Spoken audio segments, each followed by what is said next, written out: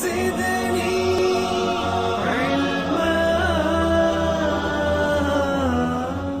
اعوذ باللہ السمیع العلیم من الشیطان اللعین الرجیم بسم اللہ الرحمن الرحیم اللہ لا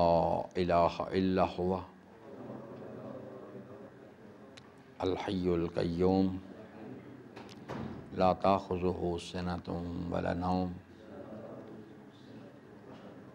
لہ ما فی السماوات وما فی الارض من ذا الذی یشفع عندہ الا بإذنہ یعلم ما بین ایدیہم وما خلفہم ولا یحیطون بشیء من علمہ الا بما شاء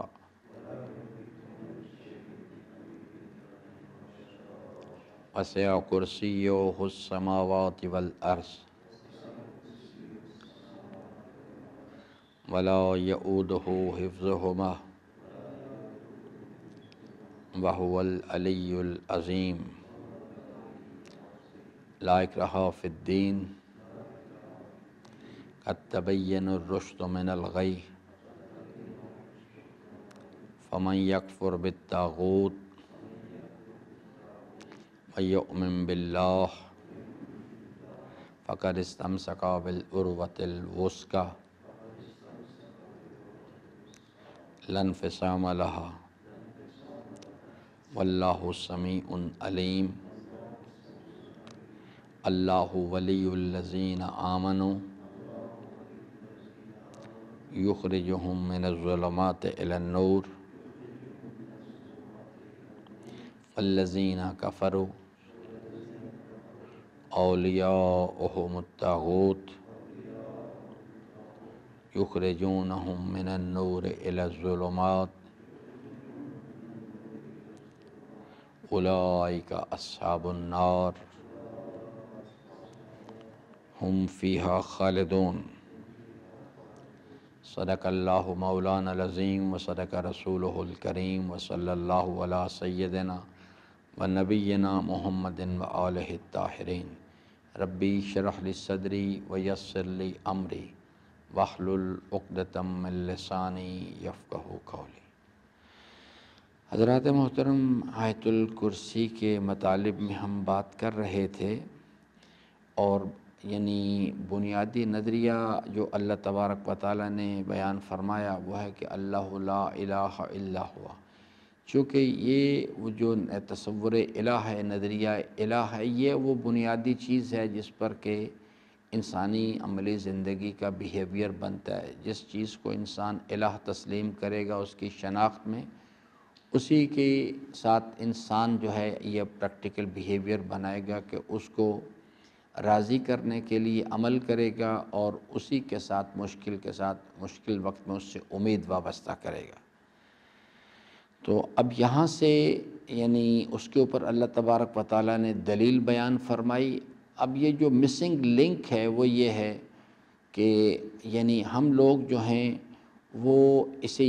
پڑھتے بھی ہیں، اس کو یاد بھی کر لیتے ہیں، لیکن جو بات یہ ہے کہ یعنی جو اللہ تبارک و تعالیٰ نے دلیل بیان فرمائی ہے اس میں غور و فکر نہیں کرتے، اور جب غور و فکر کریں گے اس کے بعد پھر اللہ سے دعا کریں گے اللہم عرفنی نفسک، تو پھر اس کے امکانات ہیں کہ انسان کو اللہ تبارک و تعالیٰ جو اس چیز کی معرفت عطا فرمائے کہ لا الہ الا اللہ۔ لیکن چونکہ ہم نے اس چیز کو وہ بنیادی طور پہ اس راستے کو چھوڑ دیا جو حضرت امام صادق علیہ السلام نے فرمایا کہ میں نے اللہ کے فرامین پر غور کیا، اللہ تعالیٰ کی معرفت حاصل کرنے کے لیے دو چیزوں سے بڑھ کر کسی شے کو مددگار نہیں پایا: اللہ کی آیات میں غور و فکر کرنا، اور دوسرا اس کی بارگاہ میں گریہ و زاری کے ساتھ دعا کرنا۔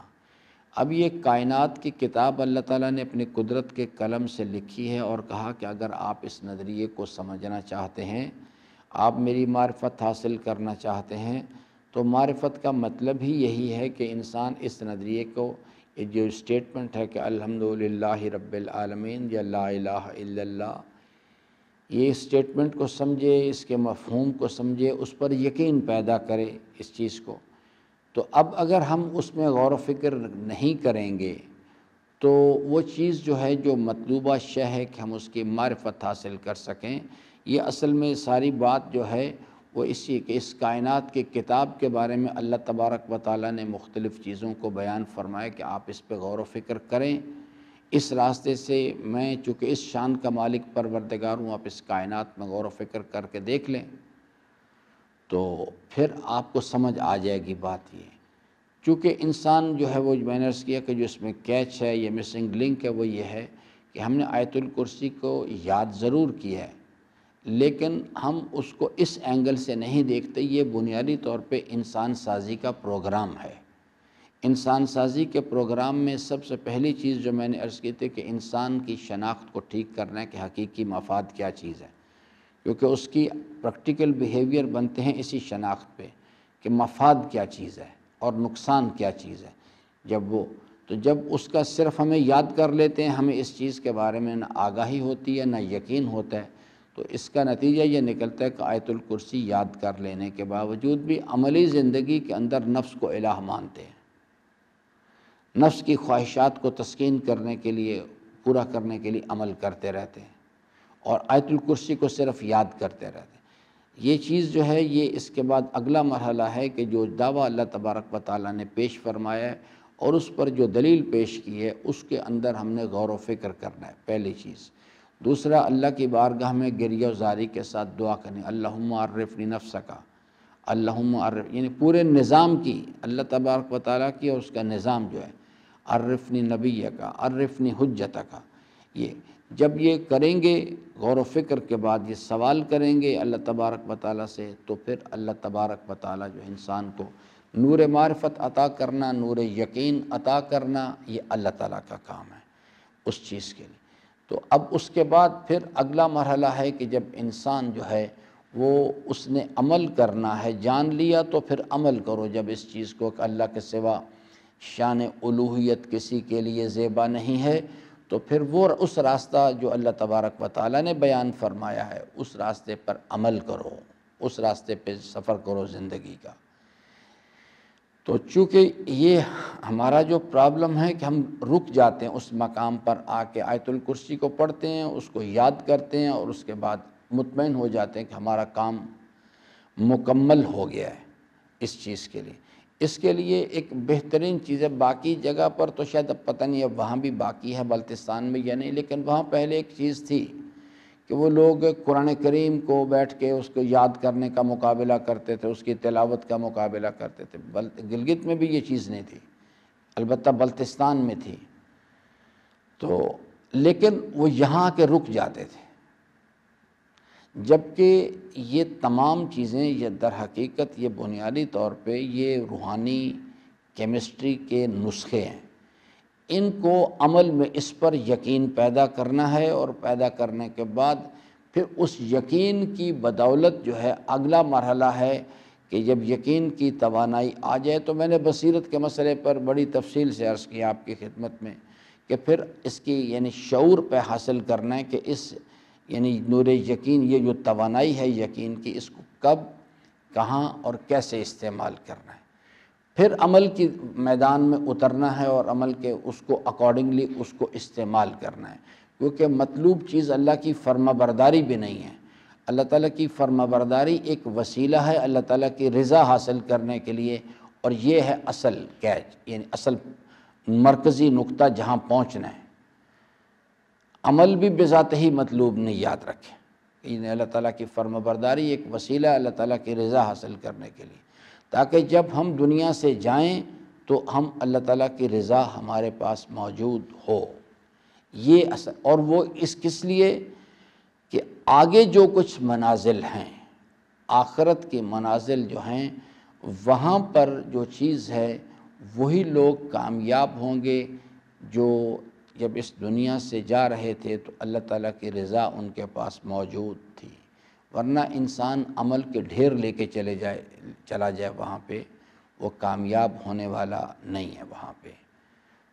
تو اس لیے اب یہاں سے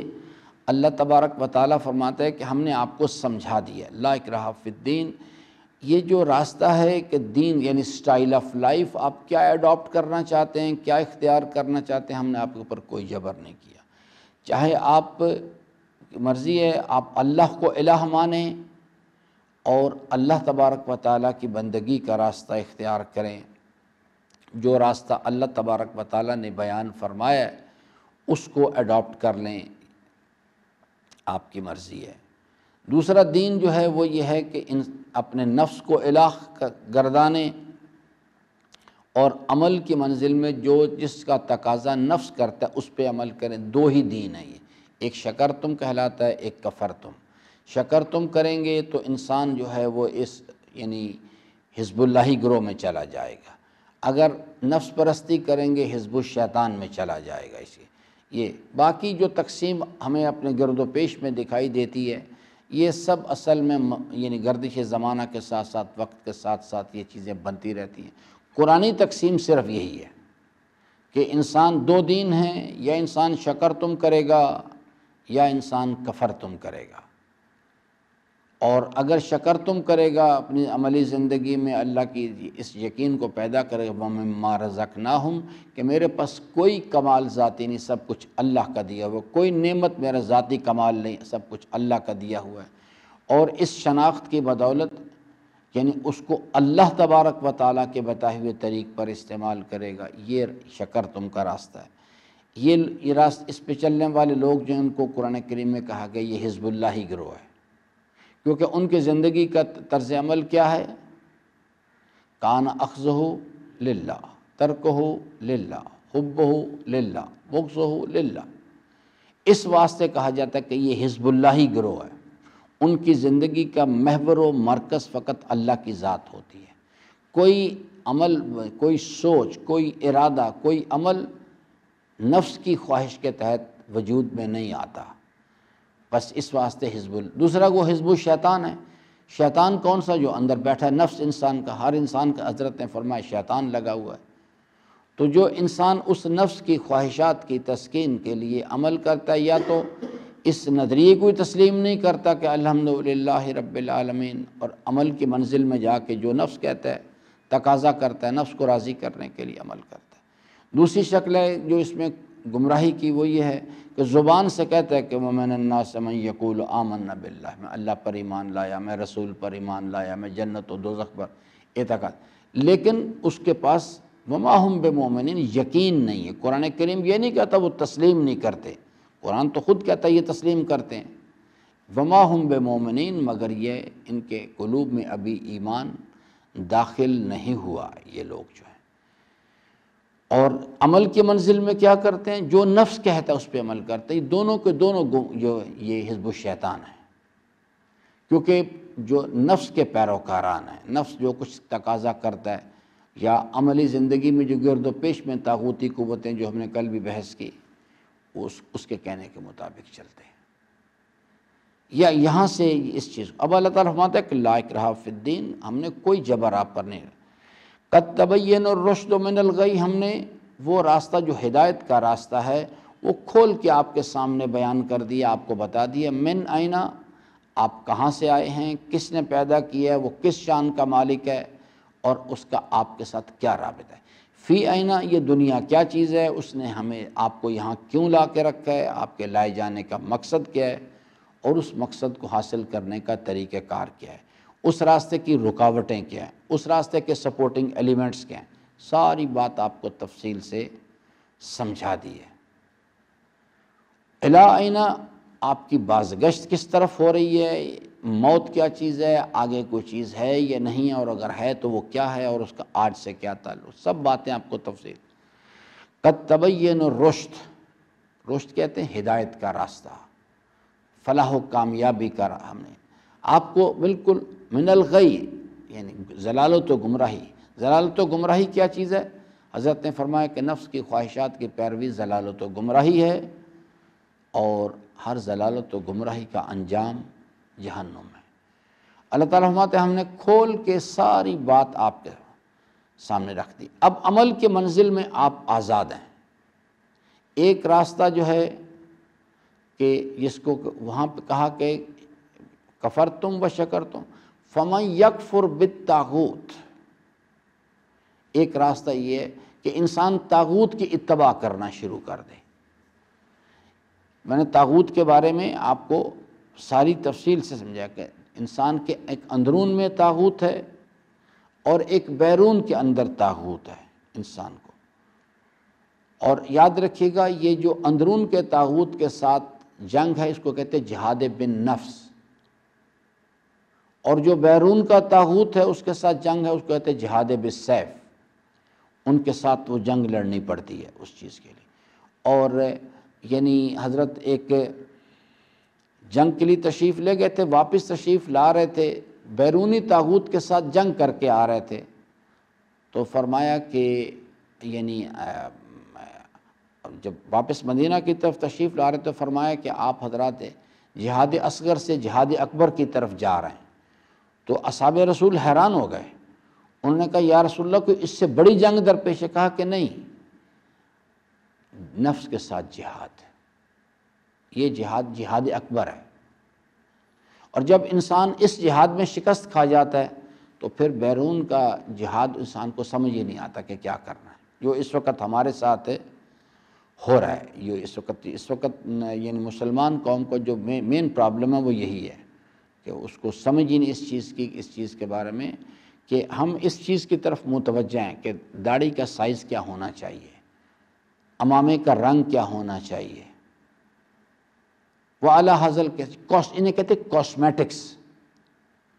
لیکن اندرون کی جو کیمسٹری ادھر متوجہ ہی نہیں ہے۔ اب ایک آدمی اندرون میں جسے قد افلح من زکاہا، جس نے اندرون کی کیمسٹری کو ٹھیک نہیں کیا، وہ کتنی لمبی داڑھی رکھ لے، چاہے کتنا بڑا امامہ سر پہ رکھ لے، کوئی فائدہ نہیں ہوتا۔ تو اس لیے وہ صورتحال کو سمجھنے کی ضرورت۔ اللہ تعالیٰ فرماتا ہے کہ فمن یکفر بالطاغوت، پس جو انسان طاغوت کا انکار کرے گا، یکفر اور طاغوت میں نے عرض کیا کہ قرآن کریم میں سیاسی طاغوت، مالی طاغوت اور علمی و عبادی طاغوت، جی اس کی باقاعدہ مثالیں دی ہیں اسے۔ جو طاغوت کا انکار کرے گا پہلے مرحلے میں اندرون کے ساتھ جنگ کرے، اور اندرون میں جو جہاد بن نفس ہے اس میں اپنے اندرون کے طاغوت کے ساتھ جنگ کرے، اور پھر بیرون کے طاغوت کے ساتھ اس کی جو ہے وہ، تو دونوں طاغوت کا انکار کرنا ہے، ان کو راضی کرنے کے لیے عمل نہیں کرنا، مشکل کے وقت میں ان سے امید وابستہ نہیں کرنی، کیونکہ دو ہی مسئلے ہیں، یکفر بالطاغوت، ایک ایاک نعبد مرحلہ ہے اور دوسرا ایاک، یعنی ہم نے نعبدو کے منظر ایاک نہ فقط اللہ کے کر بتائے ہوئے راستے میں اس کی فرما برداری کرنی ہے، جو تقاضا طاغوت کرتا ہے اس کے کہنے کے مطابق نہیں چلنا۔ اور دوسری چیز ہے ایاک نستعین، مومن کے بارے میں کیا کہا گیا ہے؟ مومن کی علامت جو ہے وہ یہ ہے کہ جو امکانات اللہ نے اس کو دیے ہیں اس کا بھروسہ اپنے علم و قدرت پر جو اس کو اللہ نے عطا فرمایا اس پر کم ہے،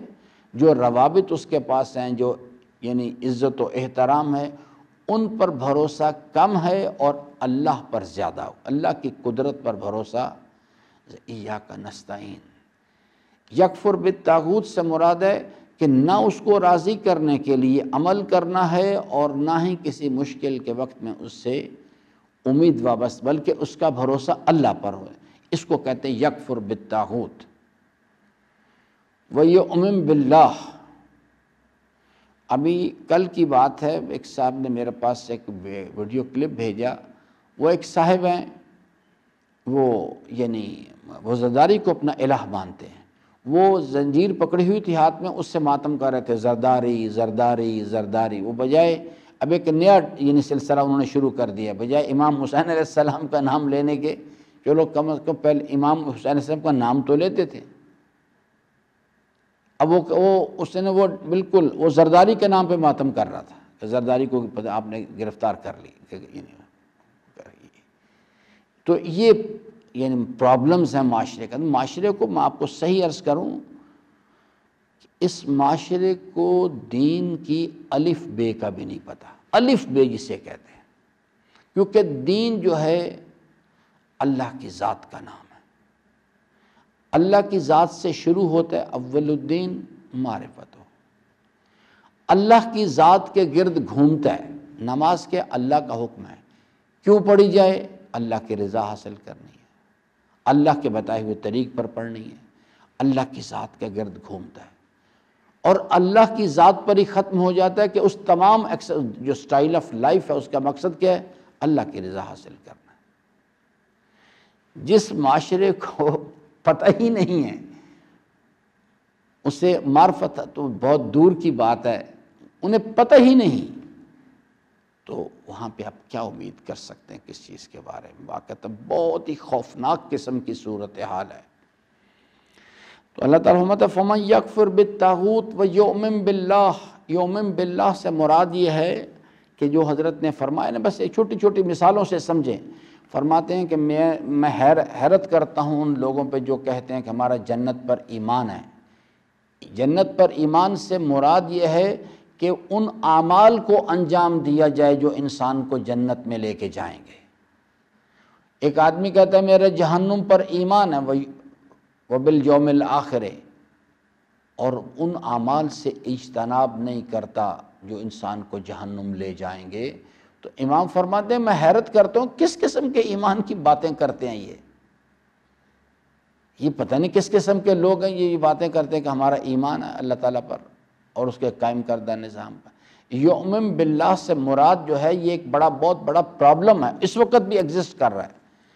وہ پرابلم یہ ہے کہ ایک امیر المومنین حضرت علی علیہ السلام سے پوچھا گیا ان کے حیات مبارکہ میں، حضرت ارشاد فرمائیں کہ ایمان کی علامات کیا ہیں، ایمان کیا چیز ہے، آپ ڈیفائن کریں اسے، تو فرمایا الیقین کلو، تمام کا تمام یقین ہے۔ اس کے نتیجے میں ایک باقاعدہ وہ لوگ جو امیر المومنین کے ماننے والے تھے ان کے اندر ایک گروہ پیدا ہو گیا۔ یہ جو علی اللہ والے ہیں یہ بھی یہ نہیں کہ آج پیدا ہوئے ہیں، یہ امیر المومنین کے زمانے کے اندر بھی تھے۔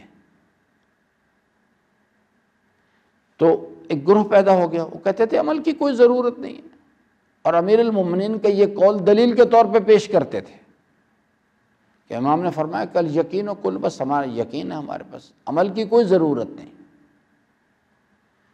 حتیٰ کہ چھٹے امام کا زمانہ آ گیا، اور چھٹے امام کے زمانے میں کچھ لوگ جو عمل کرنے والے لوگ تھے ان میں سے کچھ لوگ حضرت کی خدمت میں گئے اور عرض کیا جا کے کہ فرزند رسول اس قسم کی صورتحال ہے، آپ ارشاد فرمائیں مسئلے کو روشن کریں۔ کہ وہ کہتے ہیں کہ نہیں کسی چیز کی ضرورت ہے، بس ہم مومن ہیں، عمل کی کوئی ضرورت نہیں، الیقین و کل۔ امام نے فرمایا کہ یہ لوگ جھوٹ بولتے ہیں، میرے جد کی طرف غلط بات کی نسبت دیتے ہیں۔ انہوں نے کلمۃ الحق یراد بہ الباطل، بات میرے امیر المومنین کا قول تو ہے، اس میں کلام کوئی نہیں ہے، لیکن یراد بہ الباطل جو اس کی تعویل کرتے ہیں وہ غلط ہے۔ فرمایا کہ العمل کلو، ایمان تمام کا تمام عمل ہوا کرتا ہے۔ اگر کوئی آدمی جو ہے وہ کہتا ہے کہ میرا جنت پر ایمان ہے اور وہ عمل انجام نہیں دیتا جو جنت لے کے جائیں گے، یا ان اعمال سے اجتناب نہیں کرتا جو جنت سے دور کر دیں گے، جیسا کہ امام علیہ السلام کی خدمت میں اس آدمی نے کہا جو مال حرام یعنی رشوت لیتا تھا، اس نے کہا آپ میری جنت کی ضمانت لیں۔ امام نے کہا کہ نہیں، ایسا نہیں ہو سکتا،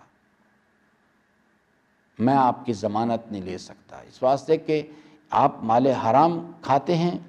اور جس جنت میں آپ جانا چاہتے ہیں، جس رب نے وہ جنتیں بنائی ہیں اس نے مال حرام کھانے والوں پر ان جنتوں کو حرام قرار دے دیا ہوا ہے۔ تو یہ چیز جو ہے کہ جب تک جو یؤمن باللہ سے مراد جو ہے وہ نماز میں بیٹھ کے یہ زبان پر کلمات جاری کرنا، اشہد ان لا الہ الا اللہ وحدہ لا شریک لہ واشہد ان محمدا عبدہ ورسولہ، تو انسان کو اگر سمجھ ہو اس بات کی کہ میں کیا کہہ رہا ہوں، تو اس کا مطلب میرے مالک اشہد اللہ الہ الا اللہ، میں گواہی کہ لا مالک الا اللہ، لا خالق الا اللہ، لا حاکم الا، میں تیرے سوا کسی کا حکم قبول نہیں کرتا۔ تو وہ کہتا ہے کہ بھئی جھوٹ مت بولو، اب میں نے یہ نماز پڑھی، اگلی نماز میں پھر میں نے کہا، وہ کہتا ہے بھئی کیا تم فضول باتیں کرتے ہو، یہ تم مجھے دھوکہ دینا چاہتے ہو یہ سٹیٹمنٹ دے کے میرے سامنے، الا یعلم من خلق، میں نے تمہیں پیدا کیا، تم میرے ساتھ بازی گری کرتے ہو۔ مجھے جو اس سٹیٹمنٹ سے اگر میں نادم ہو کے بھی کہوں نا کہ پروردگارہ جو کچھ گزر گیا تو معاف کر دے، میں غلطی پہ تھا، میں نہیں کر سکا، نفس نے مجھے، لیکن میں تیری بارگاہ میں اقرار کرتا ہوں، گواہی دیتا ہوں اس بات کی کہ بس اب باقی ماندہ جو زندگی ہے وہ میں صرف تیرے حکم کی فرما برداری کروں گا۔ لا مطلوب الا اللہ، تیرے سوا کوئی مطلوب نہیں، تیری رضا حاصل کرنا چاہتا ہوں۔ لا محبوب الا اللہ، تیرے سوا میری کسی سے محبت نہیں ہے۔ وہ کہتا ہے چلو ٹھیک ہے، آ جاؤ، شاباش۔ کہتے ہیں لیکن اب خیال کرنا اس بات کا، خلق الموت والحیات لیبلوکم، تم امتحان کی منزل میں ہو، پہلے تم فیل ہو گئے تھے، لیکن چونکہ تم نادم ہو کے آ گئے ہو تو میں نے کہا چلو کوئی بات، آ جاؤ، لیکن اب آئندہ احتیاط کرنا۔ اس ایگریمنٹ پر ہم، نماز ختم ہو گئی، میں چلا گیا، پھر میں نے جا کے وومنائزنگ شروع کر دی، اب اسمارٹ فون نکالا اور وہاں پہ بے حیائی کے مناظر دیکھنے شروع کر دیے، ذہن کے اندر فاسد خیالات کو گردش دینا شروع کر دیا، جھوٹ بولنا شروع کر دیا۔ جو ہی نماز کے لیے میں آیا، پھر آ کے میں نے کہا، تو یہ آگے سے جواب آتا ہے، یخادعون اللہ، تو مجھے دھوکہ دینا چاہتا ہے، تو ابھی میرے ساتھ وعدہ کر کے گیا تھا کہ اس جوانی کو استعمال کرنے میں سوائے میرے حکم کے تو کسی کی بات کو نہیں سنے گا، یہ کیا کرتا رہے تو اگر انسان اپنے طرز عمل پر نادم بھی نہیں ہے تو پھر آگے سے میسج آتا ہے کہ فخرج، نکل جائے میری بارگاہ سے، دفع ہو جائے یہاں سے۔ اگر وہ میں اگر میں طرز عمل پر نادم ہو جاؤں تو وہ کہتا ہے کوئی بات نہیں، چلو ٹھیک ہے، آ جاؤ، لیکن احتیاط کرو، اس واسطے کہ مہلت ختم ہو رہی ہے اور موت قریب آ رہی ہے، ٹائم لائن ختم ہوتی چلی جا رہی ہے، ڈسٹنس ٹریول کم ہو رہا ہے، تیرے رزق جو ہے اس میں کمی آ رہی ہے، ہوشیار رہو۔ تو یہ باقاعدہ ایک کنورسیشن ہوتی ہے جو ہر وقت ہو رہی ہوتی ہے، چونکہ ہم ادھر متوجہ ہی نہیں ہیں، ہم اللہ تبارک و تعالیٰ کی طرف متوجہ ہی نہیں ہیں، اس لیے ہمیں بات سنائی نہیں دیتی۔ فَمَن يَكْفُرْ بِالطَّاغُوتِ وَيُؤْمِن بِاللَّهِ، دو کام کرنے، لا الہ کرنے، یکفر بالطاغوت لا الہ ہے، اور وَيُؤْمِن بِاللَّهِ کیا چیز ہے؟ اللہ پر ایمان، الا اللہ، اللہ تعالیٰ فرماتے ہیں فقد استمسک بالعروۃ الوثقی، وہ آدمی یہ جو دو کام کرے گا وہ ہے شخص جس نے صحیح، یعنی حضرت نے فرمایا تھا کہ انی تارک فیکم الثقلین کتاب اللہ و اطرتی اہل بیتی ما ان تمسکتم بہما لن تضلوا بعدی ابدا، یہاں پر بھی وہی ہے، فقد استمسک بالعروۃ الوثقی، قرآن بھی عروۃ الوثقی ہے، اور جو ہے اہل بیت علیہ السلام بھی عروۃ الوثقی ہیں، اور ان کے ساتھ جیسا فرمایا کہ السلمان منا اہل البیت، ان کے ساتھ ان کے وہ اوان و انصار، ان کے وہ اصحاب جن کو انہوں نے وہ ہر زمانے میں یہ لوگ، وہ بھی عروۃ الوثقی کی ایک شکل ہوتے ہیں، اس میں جیسے ایک درخت ہوتا ہے، ایک بنیادی ایک تنا ہوتا ہے اور ساتھ اس کے شاخیں ہوتی ہیں، تو اسی طرح سے یہ ایک نظم عروۃ الوثقی، میں لاہور والے عروۃ الوثقی کا ذکر نہیں کر رہا، یہ نہ قرآن کریم میں اس کا ذکر کیا ہے، وہ ہماری ایک خود ساختہ ہمارا اپنا ایک نظریہ ہے۔ لن انفصام لہا، اگر اللہ تعالیٰ فرماتا ہے کہ آپ نے وہ چیز برقرار رکھی جو کیا وہ یعنی فقد استمسک بالعروۃ، وہ اس مضبوط رسی کو اس نے تھام لیا، اس کے ساتھ وابستہ ہو گیا، کہ اگر وہ چیز یکفر بالطاغوت کرتا رہا و یؤمن باللہ کرتا رہا تو اس کا قرآن اور اہل بیت، کیونکہ قرآن کریم کے بارے میں بھی یہ ہے کہ عروۃ الوثقی ہے، اہل بیت علیہ السلام کے بارے میں بھی ہے کہ عروۃ الوثقی ہیں، اور ان کے جو حقیقی ان کے پیروکاران ہیں سلمان فارسی جیسے، وہ لوگ بھی وہ اس عروۃ الوثقیٰ کے لن فصام لہا، وہ جب تک انسان کا طرز عمل برقرار رہے گا تو وہ اس عروۃ الوثقیٰ کے ساتھ مربوط رہے گا۔ جب متمسک رہے گا تو پھر کیا ہوگا؟ یہ فارمولہ کیوں دیا گیا تھا کہ متمسک ہونے کے لیے؟ انی تارک فیکم الثقلین کتاب اللہ و عطرتی اہل بیتی ما ان تمسکتم بہما لن تضلوا بعدی ابدا۔ اصل مطلوب جو طبیب ہے، جو نسخہ دے رہا ہے، وہ اصل میں قرآن کریم سے اور اہل بیت سے متمسک ہونا جو ہے وہ ایک وسیلہ کس چیز کے لیے؟ کہ انسان کو ضلالت و گمراہی سے لن تضلوا بعدی ابدا، اور ضلالت و گمراہی سے بچانے کیوں مقصود ہے؟ کہ ہر ضلالت و گمراہی کا انجام جہاں طبیب جو ہے وہ چاہتا ہے کہ ہمیں انجام کار جو غلط انجام سے، جہنم کے داخلے سے بچائے، یہ اصل نسخہ ہے۔ تو یہاں پر یہ بات سمجھائی جا رہی، فقد استمسک بالعروۃ الوثقیٰ لا انفصام لہا، اگر تم اپنے وعدے پہ برقرار رہو گے یہ چیز برقرار رہے گی اور یہ کبھی نہیں ٹوٹے گی، اور ultimately and of the day جا کے دنیا میں کیا فائدہ ہوگا اس کا؟ ضلالت و گمراہی سے نجات، اور آخرت میں کیا ہے؟ جہنم سے نجات اور اللہ تعالیٰ کی رضا کی جنتوں کا حصول۔ واللہ سمیع علیم، اور اللہ تعالیٰ فرماتا ہے کہ یعنی آپ جو کچھ بھی کر رہے ہیں، جو کچھ بھی آپ کا کلام ہے، مخفی انداز میں یا ظاہری انداز میں اسے سن رہا ہوں، آگاہ ہوں، اور علیم، اور صرف یہ نہیں کہ میں آپ کے ان دعووں کی حقیقت سے بھی باخبر ہوں۔ اللہ تعالیٰ سے امیدوار ہوں کہ اللہ تبارک و تعالیٰ ہم سب کریم کو پڑھنے، سمجھنے اور اس کے فرامین پر عمل پیرا ہونے کی توفیق عطا فرمائے۔